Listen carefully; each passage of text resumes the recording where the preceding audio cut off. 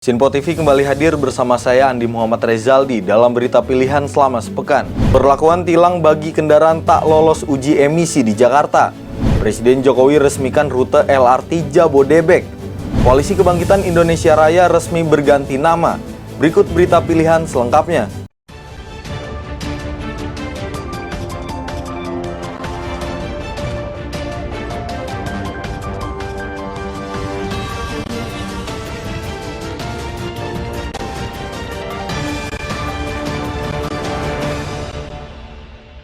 Aksi tawuran kelompok geng motor dengan sekelompok pemuda terjadi di ruas Jalan Raya dan Mogot, Cengkareng, Jakarta Barat. Kedua belah pihak saling serang dengan senjata tajam di tengah ruas jalan. Inilah aksi tawuran sekelompok geng motor dengan kelompok pemuda lain yang terekam kamera pengintai CCTV di ruas Jalan Daan Mogot, Cengkareng, Jakarta Barat dini hari tadi. Tampak kedua belah pihak saling serang di tengah ruas jalan hingga membuat pengendara lain mengurangi laju kendaraannya. Belum diketahui pasti motif aksi tawuran kedua kelompok pemuda ini. Namun warga resah lantaran kawasan ini kerap terjadi tawuran yang bahkan pernah masuk ke dalam permukiman mereka. Usman, salah satu warga, saat ditemui di lokasi pagi tadi menuturkan peristiwa tawuran antar kedua kelompok pemuda ini terjadi sekitar pukul 12:30 dini hari, di mana kedua kelompok tersebut terlibat saling serang menggunakan senjata tajam. Ya kira-kira jam 12:05 lah gitu, jam 12-an, intinya jam 12, pas istilahnya apa, sejam setelah pintu gerbang ditutup, saya lihat dari dalam memang ada keramaian gitu di luar. Cuman ya saya mendekat sedikit, terus saya perhatikan memang istilahnya ada tuh motor bolak-balik gitu ya kan. Nah memang di seberang ada yang istilahnya pejalan kaki, istilahnya rame istilahnya. Jadi antara kalau saya perhatikan apa antara geng motor apa istilahnya sama warga saya nggak tahu gitu ya. Tapi istilahnya intinya yang di sebelah sini ada pakai motor, yang sebelah sana cuman istilahnya seperti inian gitu, warga. Ada korban, Pak? Kalau korban saya belum tahu persis, Pak. Soalnya saya inian di dalam, Pak.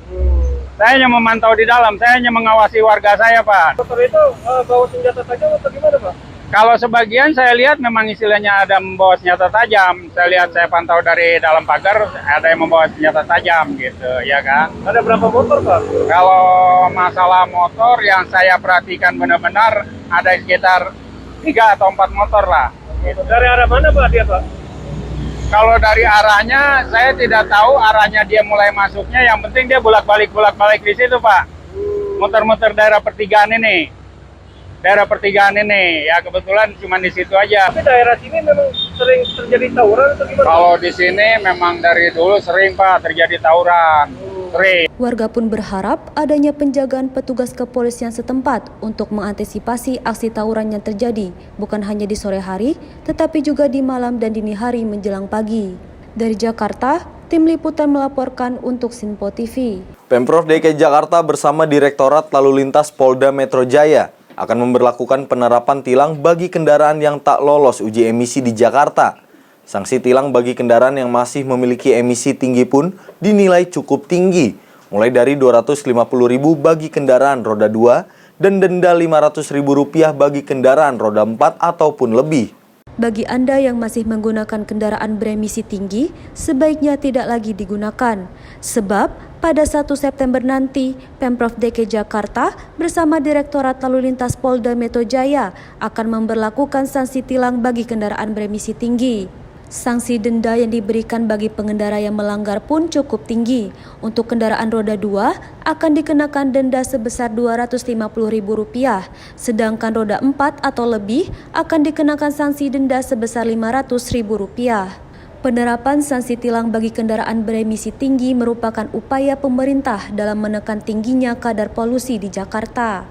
PJ Gubernur DKI Heru Budi Hartono usai menggelar kegiatan penanaman pohon di kawasan Cengkareng, Jakarta Barat Minggu pagi menjelaskan, selain penerapan sanksi tilang, Pemprov DKI Jakarta juga akan mendatangi bengkel resmi kendaraan bermotor untuk mengajak bekerja sama dengan pemerintah dengan cara melakukan uji emisi bagi setiap kendaraan masyarakat yang tengah dalam perbaikan berkala atau servis. 1 September ya biasa-biasa aja nilang.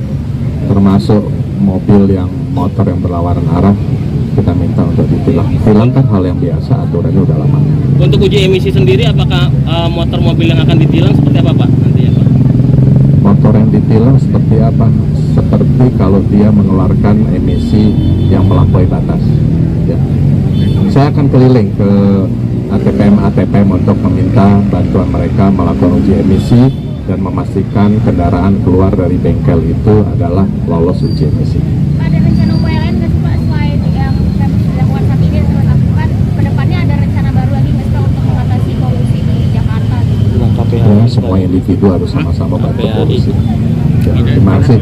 Ya, cukup. Penerapan tilang bagi kendaraan beremisi tinggi rencananya aktif diterapkan pada 1 September 2023 nanti. Rencananya ada 5 titik lokasi razia yang akan difokuskan, seperti di Jalan Perintis Kemerdekaan Jakarta Timur, Jalan Remarta Dinata Jakarta Utara, kawasan Taman Anggrek Jakarta Barat, Terminal Blok M Jakarta Selatan, dan Jalan Asia Afrika Jakarta Pusat. Dari Jakarta, tim liputan melaporkan untuk Sinpo TV. Seorang pria Parubaya tewas gantung diri di tangga rumahnya di Jalan Kampung Gagapatra, Kebonjeruk, Jakarta Barat. Diduga korban nekat mengakhiri hidupnya lantaran memiliki penyakit katarak yang tak kunjung sembuh. Sejumlah warga Jalan Kampung Gagapatra, Kebonjeruk, Jakarta Barat berkerumunan di depan rumah Namin. Menurut warga sekitar, Namin ditemukan tewas gantung diri di tangga rumahnya. Penemuan jasad korban diketahui warga setelah salah satu keluarga dari korban berteriak minta tolong. Diduga pria Parubaya ini tak kuasa menahan katarak yang tak kunjung sembuh. Polisi yang datang ke lokasi kemudian melakukan identifikasi dan olah tempat kejadian perkara. Sejumlah saksi turut dibawa ke Polsek Kebonjeruk untuk dimintai keterangan. Kita juga nggak tahu, tiba-tiba kan ada anak kecil hari-hari itu ponakannya hari-hari. Tapi nggak mau kita lihat rumahnya lari ke sini, tiba-tiba mau tetangganya, nggak tahu ada anak kecil kan gantung diri, saya juga nggak tahu. Tetangganya dari atas, itu doang. Berarti baru hari ini Bu ketahuannya Bu? Tahunya kan habis lohor, tahu gitu. Tapi tinggalnya dekat nggak Bu sama warga-warga sekitar Bu? Ya, nggak tahu juga saya. Tapi bersosialisasi Bu sama warga sekitar Bu? Tahu deh, nggak tahu. Tadi balik kaget saya nyari yang di atas. Ibu namanya siapa Bu? Namanya siapa Ibu? Saya namanya Ari, tetangga ini. Guna kepentingan otopsi, jasad korban dievakuasi ke RSCM Jakarta. Sementara kasusnya kini dalam penyelidikan pihak kepolisian Polsek Kebonjeruk. Dari Jakarta, tim liputan melaporkan untuk Sinpo TV. Untuk mengurangi polusi udara di ibu kota Jakarta, Pemkot Administrasi Jakarta Barat mengerahkan 50 unit kendaraan dan 340 personil untuk melakukan penyemprotan di sejumlah ruas jalan di kawasan Jakarta Barat pada Senin pagi. Senin pagi, jajaran pemerintah Kota Administrasi Jakarta Barat bersama TNI Polri dan Kejaksaan Negeri Jakarta Barat menggelar apel untuk menangani masalah polusi udara Jakarta yang sudah masuk kategori mengkhawatirkan. Sedikitnya 50 unit kendaraan dan 340 personil gabungan dari Damkar dan suku dinas terkait diterjunkan untuk melakukan penyemprotan di sejumlah ruas jalan yang ada di Jakarta Barat. Menurut keterangan Wali Kota Jakarta Barat, Uus Kuswanto, dalam giat penyemprotan jalan ini dibagi menjadi 2 tim yang akan melakukan penyemprotan di Jalan Protokol S. Parman menuju kota dan Jalan Protokol Daan Mogot. Pimpinan kota di sini didampingi oleh Pak Dandim, Pak Kapolres, Pak Jari Jakarta Barat, dan Pak Dewan ini dan seluruh jajaran Pimpinan Kota Jakarta Barat melepas dan menyaksikan kegiatan antisipasi dalam rangka untuk mengurangi polusi udara yang terjadi di Jakarta Barat. Walaupun mungkin dalam situasi kondisi yang sekarang sedang tidak baik, namun kami berupaya dan terus berikhtiar agar dalam situasi kondisi polusi udara yang tidak baik kita melakukan langkah-langkah yang terbaik untuk warga masyarakat di Jakarta. Dan juga saya mohon kepada teman-teman karena kegiatan yang dilaksanakan kegiatan penyemprotan baik ini dibagi 2 tim. Antara tim yang pertama dilakukan di sepanjang Jalan Es Parman, mutar kembali lagi ke Katelia, yang satu lagi ke arah Es Parman menuju ke arah Progo dan Kualitas. Total keseluruhan jumlah kendaraan yang dilibatkan ada 50 kendaraan yang terdiri dari kendaraan damkar, suku dinas pertamanan, ya, dan Bina Marga dan juga SDA dan Satpol PP juga. Ini terkait dengan kendaraan yang ada kaitan dengan air, sehingga mudah-mudahan dengan ikhtiar yang dilakukan paling nggak akan meminimalisir terjadinya polusi udara yang ada di Jakarta Barat. Personil ada lebih kurang sekitar 350 yang dilibatkan, ya. Dan ini juga harapannya agar teman-teman juga yang ada di masing-masing wilayah melakukan hal yang sama untuk keseluruhan di Jakarta Barat. Melihat cuaca hari ini dan ke depan, ini kegiatannya berapa kali Pak nanti? Nanti dijadwalkan kan, kami juga sambil menunggu arahan dari provinsi, karena kegiatan ini kan serempak di seluruh DKI Jakarta. Ya, beberapa hari yang lalu dilakukan dari tingkat provinsi, selanjutnya diikuti juga masing-masing wilayah kota, dan sekarang jadwal untuk di Jakarta Barat. Nanti kalau apakah kegiatan yang dilaksanakan pada kesempatan efektif, ya mungkin nanti kami juga diarahkan untuk dilanjutkan kembali. Atau mungkin nanti, siapa tahu mungkin nanti siang atau sore hujan lebat, nah sehingga ya, kita bisa mensiasati dengan yang lain.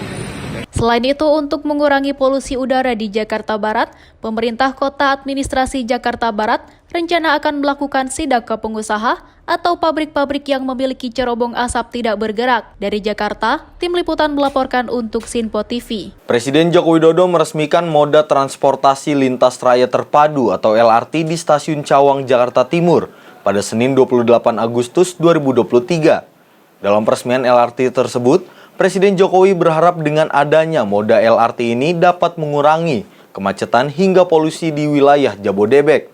Presiden Joko Widodo meresmikan lintas raya terpadu atau LRT Jabodebek yang didampingi sejumlah Menteri Kabinet Indonesia Maju di Stasiun Cawang, Jakarta Timur pada Senin pagi. Proyek LRT yang menghabiskan anggaran 32,6 triliun tersebut diproyeksikan dapat menjadi salah satu cara untuk mengantisipasi kemacetan yang terjadi di Jabodebek. Selain itu, beralihnya masyarakat ke angkutan LRT ini juga diharapkan bisa mengurangi polusi yang ada di Jakarta. Tercatat ada 18 stasiun yang menghubungkan wilayah Jakarta, Bogor, Depok, dan Bekasi, yakni Stasiun Duku Atas, Stasiun Setiabudi, Stasiun Rasuna Said, Stasiun Kuningan, Stasiun Pancoran, Stasiun Cikoko, Stasiun Ciliwung, Stasiun Cawang, Stasiun TMII, Stasiun Kampung Rambutan, Stasiun Ciracas, Stasiun Harjamukti, Stasiun Halim, Stasiun Jatibening Baru, Stasiun Cikunir 1, Stasiun Cikunir 2, Stasiun Bekasi Barat, dan Stasiun Jatimulya. Bismillahirrahmanirrahim. Assalamualaikum warahmatullahi wabarakatuh. Selamat pagi, salam sejahtera bagi kita semuanya. Yang saya hormati Ketua dan pimpinan Lembaga Tinggi Negara, para menteri yang hadir, Gubernur DKI Jakarta dan Wagub Jawa Barat, Ibu-ibu OASE yang saya hormati, Bapak Ibu sekalian, kita tahu DKI Jakarta ini selalu masuk dalam 10 kota yang termacet di dunia. Kita selalu masuk sebagai 10 besar kota yang termacet di dunia. Setiap hari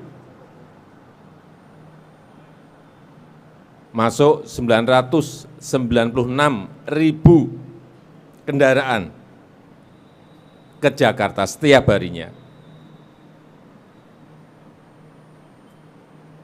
Oleh sebab itu, macet, polusi,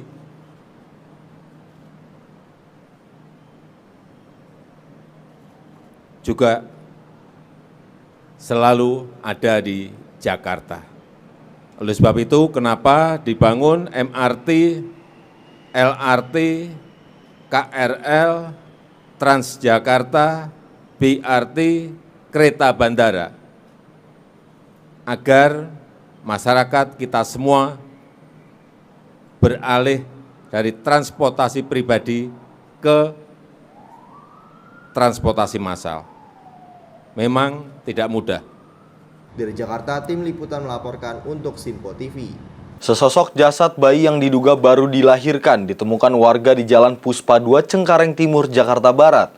Saat ditemukan, kondisi mayat bayi tersebut terbungkus dalam sebuah tas dan berada di bantaran saluran air. Warga di Jalan Puspa 2, Cengkareng Timur, Cengkareng, Jakarta Barat, Senin pagi digegerkan dengan penemuan sosok mayat bayi yang terbungkus di dalam tas berada di bantaran saluran air.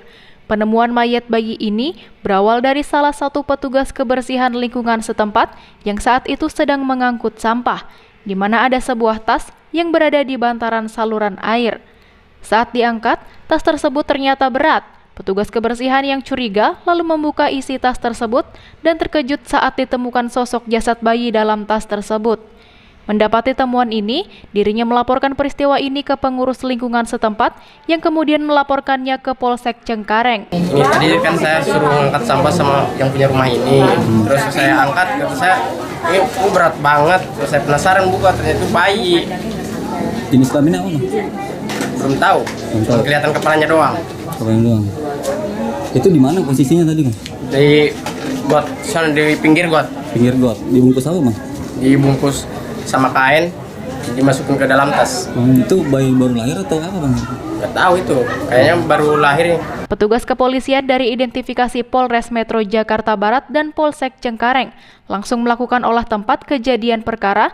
Diduga jasad bayi berjenis kelamin perempuan ini baru saja dilahirkan. Guna kepentingan penyelidikan jasad bayi malang itu, selanjutnya dibawa ke Rumah Sakit Cipto Mangunkusumo untuk diotopsi. Petugas juga membawa barang bukti pakaian yang ada di dalam tas tersebut dan beberapa saksi ke Mapolsek Cengkareng. Kasus penemuan mayat bayi ini kini ditangani Polsek Cengkareng. Dari Jakarta, Tim Liputan melaporkan untuk Sinpo TV. Relawan Kita Prabowo atau KIPRA resmi mendeklarasikan dukungan dan menyatakan siap untuk memenangkan Prabowo di Pilpres 2024 dengan cara-cara santun dan juga beradab. Relawan Kita Prabowo atau KIPRA mendeklarasikan dukungannya kepada Prabowo Subianto sebagai Presiden ke-8 Republik Indonesia pada ajang Pilpres 2024 mendatang. Deklarasi dukungan tersebut dilakukan di Rumah Besar Relawan 08 yang berada di kawasan Selipi, Jakarta Barat pada Senin 28 Agustus 2023. Ketua Umum Relawan KIPRA Ferdinand Wati menilai bahwa Prabowo Subianto merupakan sosok pemimpin yang mampu mempersatukan keberagaman suku, etnis, dan juga agama yang ada di Indonesia. Selain mampu untuk mempersatukan keberagaman, Ferdinand menyebut dan menganggap Prabowo sebagai sosok figur negarawan yang nasionalis dan cinta tanah air yang tidak perlu diragukan kapasitasnya dalam menjaga persatuan dan kesatuan bangsa Indonesia. Lebih lanjut, Ferdinand menyampaikan KIPRA akan mendukung, menyukseskan hingga memenangkan Prabowo Subianto di pemilu 2024 dengan cara-cara yang santun dan juga beradab. Saya lihat sosok Pak Prabowo inilah adalah sosok yang paling tepat, yang mampu mempersatukan berbagai elemen kebangsaan baik suku, etnis, ras maupun agama yang ada di Indonesia. Walaupun kemarin sempat diisukan radikal dan sebagainya, tapi setelah saya memahami dengan baik, Pak Prabowo tidak seperti itu. Justru sangat nasionalis, sangat Indonesia, sangat Bhinneka Tunggal Ika. Nah, oleh karena itulah maka saya berpikir Pak Prabowo paling tepat untuk didukung menjadi presiden. Beliau sangat nasionalis dan juga saya pikir beliau ini sangat tegas. Dari Jakarta, Jihan Nabila Ahmad Amin melaporkan untuk Sinpo TV. Ketua Umum Partai Gerindra Prabowo Subianto mengumumkan nama baru dari Koalisi Kebangkitan Indonesia Raya atau KKIR menjadi Koalisi Indonesia Maju yang berisikan Partai Gerindra, Partai Kebangkitan Bangsa, Partai Amanat Nasional, Partai Golkar, dan Partai Bulan Bintang. Ketua Umum Partai Gerindra Prabowo Subianto mengumumkan nama baru dari Koalisi Kebangkitan Indonesia Raya atau KKIR menjadi Koalisi Indonesia Maju bersama dengan Partai Kebangkitan Bangsa PKB, Partai Amanat Nasional, Partai Golkar, dan Partai Bulan Bintang PBB. Pengumuman tersebut disampaikan langsung oleh Prabowo saat menghadiri acara Puncak HUT ke-25 Partai Amanat Nasional yang diselenggarakan di Hotel Sultan Jakarta, Senin 28 Agustus 2023. Prabowo mengungkapkan perubahan nama Koalisi Kebangkitan Indonesia Raya menjadi Koalisi Indonesia Maju, yakni dirinya dan juga koalisi pendukungnya bersama-sama ingin melanjutkan pemerintahan dan perjuangan yang dilakukan oleh Presiden Joko Widodo. Saya bersama Pak Erlangga, Gus Imin, Profesor Yusril, Pak Sulasan dengan tokoh-tokoh semua, kita tidak malu-malu. Kita adalah tim Jokowi. Kita tidak malu-malu. Dan saya yang mengatakan, saya bukan istilahnya orang yang watak untuk menjilat dan sebagainya. Tapi setelah saya masuk, saya lihat dari dekat, saya ikut pemerintah ini, saya yakin bahwa Pak Jokowi seorang patriot yang memikirkan rakyat dan bangsa Indonesia. Dan pemikiran-pemikiran beliau benar dan berhasil sampai sekarang. Dan untuk itulah saya sepenuh hati, saya ingin teruskan perjuangan beliau dan bersama tim kita. Tadi kita berembuk, para ketua umum tadi berembuk walaupun sebentar, ya Pak Zul, Pak Erlangga, Gus sama Profesor, kita sepakat koalisi kita beri nama Koalisi Indonesia Maju. Dari Jakarta, Jihan Nabila Galuh Anggara melaporkan untuk Sinpo TV. Ketua DPP Partai Demokrat Herman Hairon kembali mendesak Bacapres Koalisi Perubahan Anies Baswedan untuk segera mengumumkan Bacawapresnya dalam waktu dekat. Menurutnya terbatasnya waktu kampanye menjadi salah satu faktornya. Ketua DPP Partai Demokrat Herman Hairon mengungkapkan Partai Demokrat akan menggelar Rapimnas sekaligus perayaan HUT Partai Demokrat ke-22 pada pertengahan September 2023. Disinggung soal pengumuman Cawapres akan dilakukan dalam gelaran tersebut, dirinya justru menilai pengumuman Bacawapres oleh Anies Baswedan justru lebih baik dilakukan pada bulan Agustus ini. Partai Demokrat akan menggelar acara rapat pimpinan nasional sekaligus HUT ke-22 partai pada tanggal 13 hingga 14 September mendatang. Ketua BPOKK Partai Demokrat sekaligus Ketua Panitia Herman Hairon mengatakan acara Rapimnas akan membicarakan hal penting. Apakah acara tersebut akan menjadi momentum Bacapres Koalisi Perubahan Persatuan Anies Baswedan mengumumkan cawapresnya? Dirinya justru mendorong pengumuman cawapres segera dilakukan pada bulan ini. Menurutnya pengumuman Bacawapres yang disegerakan akan menambah potensi kemenangan Bacapres KPP Anies Baswedan di kontestasi Pilpres 2024. Tentu kan ini hal-hal yang harus dilakukan lebih awal, karena sekali lagi saya selalu menyampaikan kalau menghitung terhadap ketersediaan waktu masa kampanye kan hanya 75 hari. Ya, 75 hari tidak cukuplah untuk kita bisa menyapa kurang lebih 204 juta pemilih. Yang ini yang harus dipertimbangkan betul, bahwa lebih cepat untuk mengambil keputusan siapa yang nanti mendampingi Mas Anies itu juga akan lebih baik dan akan lebih memiliki perspektif untuk bisa memenangkan pemilu presiden. Momentum HUT Rapimnas HUT ini sudah dibicarakan jauh hari sebelumnya. Artinya direktifnya Ketua Umum Mas AHY sudah meminta sejak jauh-jauh hari sebelumnya. Jadi tidak ada kaitannya. Namun ya untuk deklarasi sebaiknya sih di bulan Agustus ini menurut pembicaraan kami di Demokrat ya akan lebih maju, itu akan lebih baik bagi masa depan pemenangan koalisi perubahan ini.